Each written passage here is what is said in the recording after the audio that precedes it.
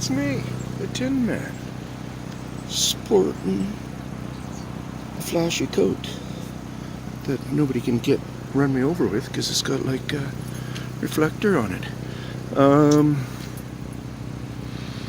What was I saying here? Oh yeah, I was gonna say that for just as today I did I talk about the sap issues.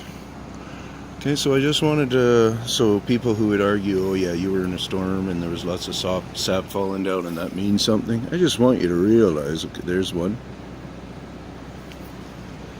There looks like one, maybe a couple out of those ones.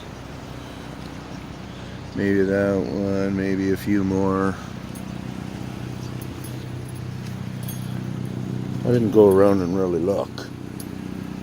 There's another one. Good evidence. You know, there's a couple with good, solid evidence is basically what's going on there. Anyways, so yeah, that just, what I'm telling you is this is just a symptom of these guys is excessive sap. Why? Because they do stuff to our trees. Here's that pit, guys. Here's the pit where they're monkeying around with, and they're doing in 3 different retaining systems. I used to count it as 2, I think, but it's actually 3 different retaining wall systems, and it's these guys doing it from their undermining and behind mining and stuff. Look at how that 4,000 pound block has not fallen. Like, how is that possible? Like, how is it possible? And then all this going on. And last time I was here, it looks like there's rock out on that little island there, the beach island. And if that's so, I didn't notice that the other day when I was here. I don't videotape this very often. People have a hard time taking any of this stuff in. You can see the sprinkler along the back fence railing there, because he had to pull it out of the ground because they kept on breaking it, just because of the convenience to break it, make it seem like it was all the ground shifting here and stuff. But look at the other retaining wall right there. You know, the block retaining wall. See how it's all getting bigger, separated that like that, and this like this, if you can see anything here. This one along here is getting pretty bad where it's dipped a lot. Peace out from the Tin Man. Just haywire. See, these trees are all just haywire. They're just going haywire. This one right here, they've been working on quite a bit. So it's real. I'm recalling that it was really compiled nice and thick up there, or vice versa, and now has all around become a super thick tree. It's grown a lot because I think it was somewhere around just over the roof line or something when I first came here. Started taping this one probably just coming up to 2 years, I would say.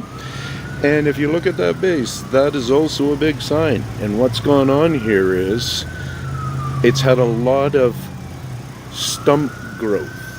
See, a tree generally will just start to grow and just keep growing, more or less, because of what do we call it?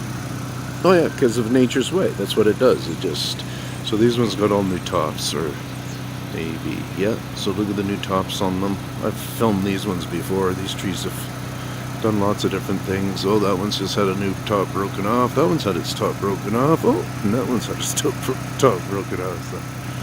So, cool. You never know when they're coming or going. Oh, that one right there's had its top broken off too. But they didn't to that one. But these have already had their tops broken off a number of times. If you actually just look at the trunk work, you'll start to realize that these trunks for many, many feet, lots of them are way too skinny. What the tree would actually be doing is just generally thickening more before he grows, but these guys can just keep him streamlining. And so we get a lot of top skinny trees now. We didn't get a lot of top skinny trees here before. They would drink and grow with their drinking and have full bellies, I think. So what was I saying with this one? It was super thick now. Look at that. Who couldn't be hiding in there? And if you're nice to the little different kinds of birds, they'll hang around too. I know that from a fact from me just checking it out. These guys have really thickened up.